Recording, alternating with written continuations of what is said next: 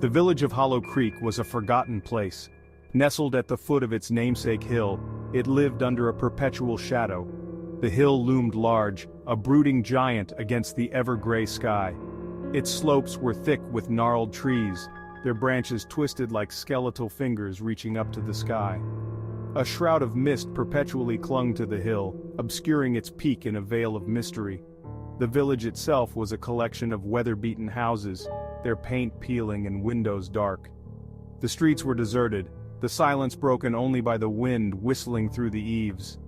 There was a palpable sense of unease that hung over Hollow Creek, a weight that seemed to press down on everything and everyone. This was a place where shadows held secrets and whispers turned to screams in the night. It was a place where the past refused to die and where the living lived in fear of the dead. David parked his car at the edge of the village, the engine noise jarring in the stillness. He was a man of science and logic, a firm believer in the tangible. He had come to Hollow Creek to debunk the myths that had plagued the village for generations. His backpack was filled with cameras, recording equipment, and electromagnetic sensors, the tools of his trade. He'd heard the stories, of course, the whispers of a curse, of restless spirits, of the witch who haunted Hollow Hill.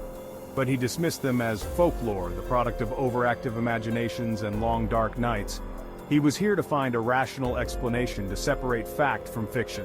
Taking a deep breath, David hefted his backpack and stepped out of the car. The air was heavy with the smell of damp earth and decaying leaves. The silence was unnerving, broken only by the distant cawing of crows. A shiver ran down his spine, an unwelcome prickle of unease. The legend of Hollow Hill was as old as the village itself. It was a tale whispered from generation to generation, a story that haunted the dreams of every child. They spoke of a coven of witches who had once sought refuge on the hill, their rituals drawing on the dark energy that pulsed within the earth. The villagers, fearful of their power, had turned on them. The witches were captured. Their leader, a woman of terrifying power named Morwen, burned at the stake atop Hollow Hill. With her dying breath, Morwen had cursed the village, vowing that her wrath would haunt them for eternity. Over the years, there had been countless stories of strange occurrences on the hill. Unexplained lights, disembodied voices, and fleeting glimpses of spectral figures. Most dismissed them as mere superstition, but the fear remained, woven into the fabric of Hollow Creek. David's first few days in Hollow Creek were uneventful. He explored the village, talking to the locals, recording their stories. He climbed the lower slopes of Hollow Hill, his sensors picking up nothing out of the ordinary. He was beginning to think this would be an easy case, a simple matter of debunking local myths. That was until the first incident. He was in the village inn reviewing the day's recordings when the lights flickered and died. The room was plunged into darkness, the only light coming from the fireplace. And then he heard it. A low, mournful wail that seemed to come from just outside the window. It was a sound filled with pain and rage, a sound that sent shivers down his spine. He rushed to the window, throwing it open. But there was nothing there. Only the wind howled in response, whipping around him like a living thing.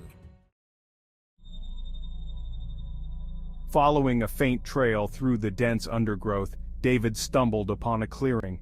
In the center stood a dilapidated cabin, its walls rotting and windows boarded shut. The roof sagged precariously, threatening to cave in at any moment.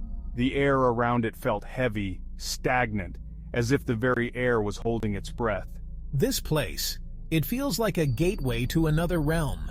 He circled the cabin cautiously, his senses on high alert. The door creaked open with a groan, revealing a darkened interior. The musty smell of decay hit him, making him cough. Ugh, the smell. It's like something died in here. Stepping inside, he felt a sudden drop in temperature, as if he'd walked into a tomb. The cabin was sparsely furnished, the few remaining pieces covered in dust and cobwebs. A rocking chair creaked back and forth in the corner, seemingly propelled by an unseen hand. David could feel the weight of unseen eyes on him, watching his every move. I can't shake the feeling. Something's definitely watching me. As David ventured deeper into the abandoned cabin, a cold gust of wind slammed the door shut behind him. Plunged into darkness, he fumbled for his flashlight, but it slipped from his grasp, clattering across the wooden floor. A wave of dizziness washed over him, and the air grew thick with the scent of burning wood and something else, something acrid and metallic. What is happening? Then it began. The shadows on the walls twisted and writhed, morphing into grotesque figures. He saw the villagers, their faces contorted with fear and rage, dragging a woman towards a roaring bonfire. He saw her, the leader of the coven, her eyes blazing with defiance even as the flames licked at her feet. Her screams echoed in his ears, filled with agony and a promise of vengeance. The vision ended as abruptly as it began, leaving David gasping for breath, his heart pounding against his ribs. He scrambled for his flashlight, his hands shaking, and finally managed to switch it on. The cabin was empty, the shadows still, but he couldn't shake the feeling that he had witnessed something truly horrifying, a glimpse into the dark heart of Hollow Hill. I saw it. I saw her. Underneath a loose floorboard in the abandoned cabin, David discovered a small wooden chest. It was bound with iron bands, rusted with age. Prying it open, he found a leather-bound book, its pages brittle and yellowed with time. As he carefully lifted it, a cloud of dust rose from the pages, filling the air with a musty, ancient scent. What is this? The book was filled with handwritten text in a language he didn't recognize, the letters flowing across the pages like writhing serpents. Interspersed throughout the text were disturbing illustrations, depictions of rituals, sacrifices, and creatures that seemed to have sprung from the darkest recesses of nightmare. One image in particular caught his eye, a drawing of a woman with piercing eyes and a crown of thorns, her hands raised in a gesture of power. It was the witch, Morwen. As he leafed through the book, a sense of dread washed over him. This was more than just a collection of stories or folklore. This was a grimoire, a book of dark magic. It was a testament to the very real power that resided on Hollow Hill, a power that he had foolishly dismissed as mere superstition. This is real. The discovery of the grimoire marked a turning point in David's investigation. The air grew heavy with anticipation, the silence punctuated by unsettling sounds, the creaking of unseen footsteps, the whisper of voices on the wind. The supernatural activity, once subtle and fleeting, intensified, as if the hill itself was awakening from a long slumber. Objects are moving on their own, doors slamming shut without a breeze. Disembodied laughter, echoing through the night. David, once a skeptic, found himself increasingly troubled by the escalating events. His equipment, once reliable tools of his trade, malfunctioned erratically, their readings spiking wildly. One night, as he lay in his room at the inn, the haunting reached a fever pitch. The windows rattled violently, the wind howled like a banshee, and objects flew across the room with unnatural force, as if controlled by an unseen hand. He was no longer just an observer, he was caught in the grip of something ancient and malevolent, something that wanted him gone. This can't be happening. I need to get out of here. The air crackled with energy as a figure coalesced in the center of the room.